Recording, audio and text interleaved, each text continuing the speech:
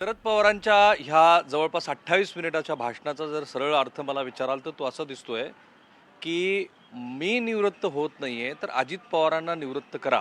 कारण 28 मिनिटाच्या या भाषणाच्या सुरुवातीला शरद पवार असं सांगतायत की या मतदारसंघाचं मी सुरुवातीला 30 वर्ष प्रतिनिधित्व केलं, 1967 ते 30 वर्ष.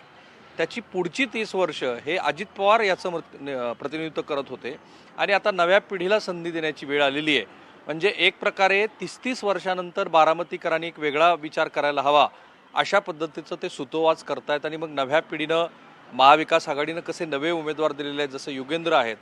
आणि महत्त्वाची एक टिप्पणी आहे त्याच्यामध्ये की अजित पवार यांनी ह्या 30 वर्षाच्या काळामध्ये जिरायत भागासाठी बारामतीच्या, इंदापूरच्या, भोरच्या जे काम करायला हवं होतं ते केलेलं नाही.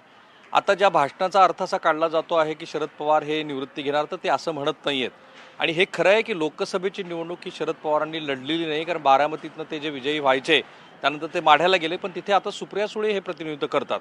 ते राज्यसभेवरती आहेत. त्यांनी खूप वर्षापूर्वी घोषित केलं होतं की मी आता लोकसभेची निवडणूक लढणार नाही, आणि ते राज्यसभेवरती तेव्हापासून आत्तापर्यंत आहे.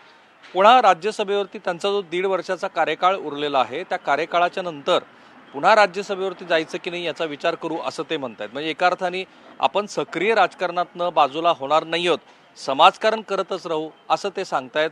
आणि एक प्रकारची ही जी भावनिक निवडणूक होऊ घातलेली आहे बारामतीतली, कारण शरद पवारांचं वय झालेलं आहे, ह्या टप्प्यावरती शरद पवारांना सोडून जायला नको होतं वगैरे, अशा पद्धतीची जी भावनिक साध आहे ती ओळखूनच अजित पवार म्हणतात की साहेबाला तुम्ही लोकसभेला खुश केलं आणि आता मला विधानसभेला खुश करा. हा सगळा बारामतीच्या मर्यादेत असलेला मतितार्थ लक्षात घेतला तर शरद पवार हे स्वतःच्या निवृत्तीचे नाही, तर अजित पवार यांना बारामतीनं निवृत्त करावं अशा पद्धतीच्या भाषणं आणि अशा पद्धतीचा भाव बारामतीकरांना सांगतायत असं त्यातनं दिसतंय. कारण आपण निवडणूक लढणार नाही ही घोषणा त्यांनी यापूर्वी पण केली आहे, त्याचं तेव्हाही विश्लेषण झालं होतं. मग शरद पवारांचे विरोधक असं म्हणतात की साहेब निवडणूक लढणार नाही असं गेल्या 20 वर्ष म्हणतायत, पण ते सतत सक्रिय राजकारणात राहतात. कारण शरद पवारांचा जो काही ऑरा आहे तो ऑरा आणि त्यांचं राज्यातलं स्थान हे ते राज्यसभेचे सदस्य आहेत की लोकसभेचे सदस्य आहेत त्याच्यावर ठरत नाही, ते काय पद्धतीची बांधणी करतात त्याच्यावरती ठरतंय.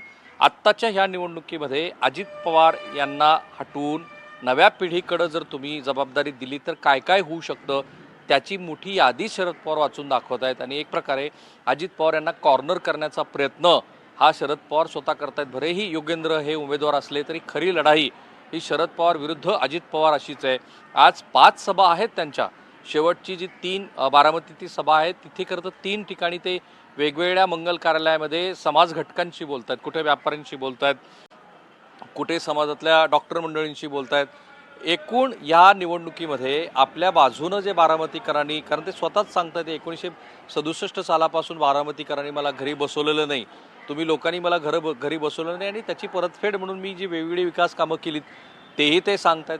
एकूण या सगळ्याच्यातनं असं दिसतं आहे की अजित पवार यांना आणखी कॉर्नर करत करत करत लोकसभेला ताई आणि विधानसभेला दादा, अजित दादा असं जे एक नेरेटिव्ह हळूहळू बारामतीमध्ये सेट होऊ घातलेलं आहे त्याला कुठेतरी बाजूला करण्याचा प्रयत्न शरद पवार करतायत. स्वतःची नव्हे, अजित पवारांची निवृत्ती ते इच्छित आहेत.